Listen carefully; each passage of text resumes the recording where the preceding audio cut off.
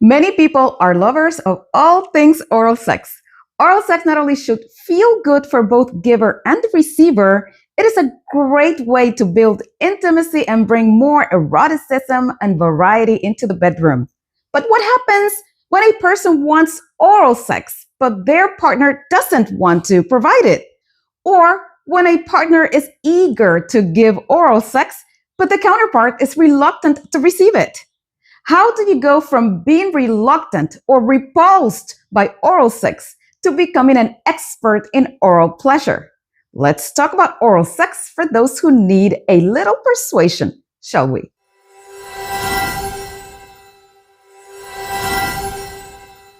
I am Dr. Tanji, the sex doctor, board certified clinical sexologist, and the happiest person in the world. Yes, the happiest, since I get to live out my passion for sexual health every day of my life. Welcome. And if you're not part of this effervescent community yet, do me a huge favor and subscribe. You're here, which means that you are curious and eager to learn about human sexuality, and your subscription helps this channel grow, reach a wider audience, and the algorithm show my content instead of hiding it. Yes, the algorithm does not like sex topics, but we have nothing to hide, and we're enjoying these conversations and these discussions without shame or judgment. You may also join the Sex Intelligent Club for juicy and exclusive content that I can't publish here. You won't regret it, and you want it. So come on, lift your finger and find that subscribe button. Tick on it right now. Thanks.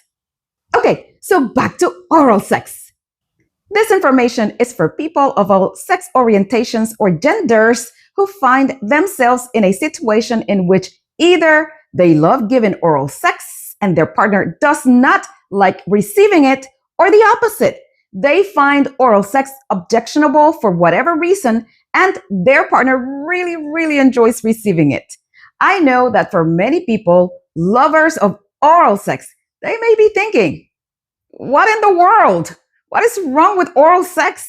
It is among the most pleasurable experiences that anybody can ever have in sex. I hear you, but we are not here to judge, and the goal here is to make sex more enjoyable for everybody. First off, why do some people not like giving oral sex? In clinical practice, I've heard so many people express their disgust for giving oral sex, or at least express reservations about it. Sometimes they would like to provide it for their partners, but they have some hesitations about the act, or they find themselves unable to fulfill their partner's wishes for a myriad of reasons. Let's talk about the reasons for not wanting to provide oral sex. Genitals are dirty.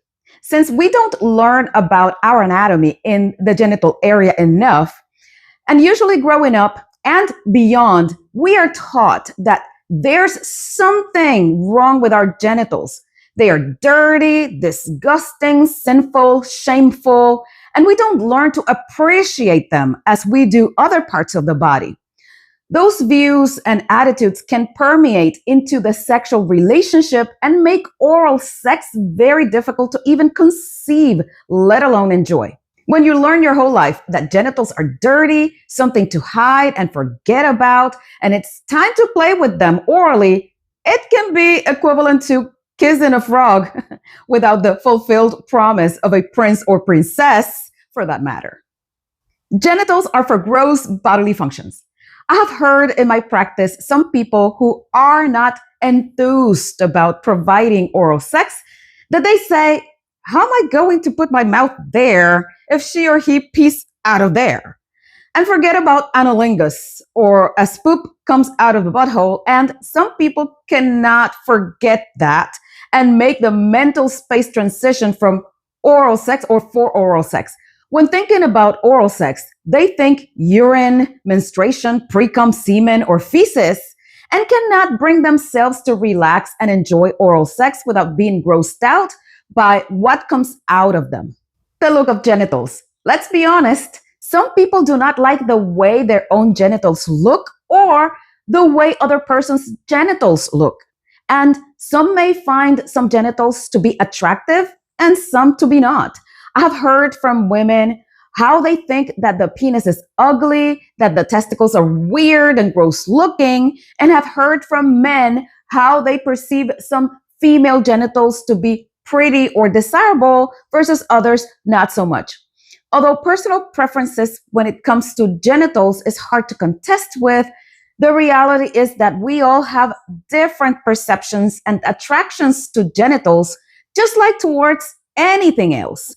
Some people can be intimidated by foreskin, protruded labia, big clits, wrinkled scrotums, penises, the color of the skin of the genitals, to name a few. They may like a certain aesthetic look of genitals and may have enjoyed performing sex, oral sex, on those types of genitals before, but when they find something different, they seem to be not inclined to imbibe. The smell of genitals. We know that the genitals have a specific smell. Penises, testicles, vulvas, and anuses all have their own scent that can be more pronounced or pungent depending on hygiene, hormones, pheromones, the presence of hair, sweat, what we eat, and our health. For some people, smelling genitals is a turn on, and for others, the natural smell of genitals is a turn off. For some people, the more natural the smell of the genitals, the better. While some others, removing most of the natural smell is more attractive. The way genitals feel in the mouth. Just like some people may have issues with some textures like eating oysters or the mushiness of a banana in the mouth, many people find the folds of the vulva and the clit not so pleasant to have in the mouth. Conversely, some people do not enjoy having a lengthy penis inside the mouth, hitting their throat, or the texture of testicles in their tongue. Hair. This is a big one. I posted a video about hairy versus bald pussies, and the response was pretty much split in the middle, with many people liking hairy vulvas and many others preferring groomed or hairless ones. The same applies to penises and testicles.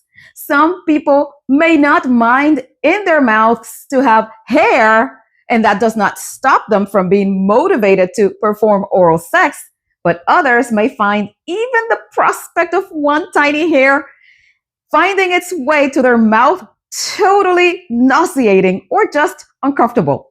The time of the month. This applies more to the possibility of performing oral sex during menstruation. While some people find menstrual blood to be almost an aphrodisiac, or at least they don't feel deterred by performing oral sex during menses, others feel totally turned off by the prospect of having menstrual blood in their mouth. I made a video about performing oral sex during menstrual period time, and I am leaving the link below. Cum is just nasty for some. The prospect of coming into the mouth, either by ejaculation or squirting, can be a turnoff for some people, and they cringe at the mere prospect of performing oral sex and having ejaculate ooze into their mouths. They may not like the taste of it or just how it feels in the mouth. Fear of the unknown. Surprise! Sometimes ejaculation seems almost unpredictable, and some people do not enjoy being surprised by the sudden gush of liquid flowing into their mouths. Past experiences. I've heard people who have been deterred from performing oral sex based on past experiences. If you have had a negative experience with oral sex in the past, whether it is some of the things that I mentioned before or a certain expression from the person receiving it, it may have created an imprint that is hard to shake off. If a partner has criticized their lover's ability, technique, or have experienced any pain during oral sex, the expectation may have been set for oral sex to be a negative experience from now until eternity, thus making a person reluctant to perform it. And why do some people not like receiving oral sex? Well, for the same reasons explained before. Having a complex with their genitals, thinking that their genitals are wrong, dirty, or ugly, fear of smelling bad or releasing bodily fluids into someone's mouth, and the insecurity of not knowing if the other person really enjoys performing oral sex on them, or if they're just doing it out of obligation, can make a person not be able to relax and enjoy the oral sex experience.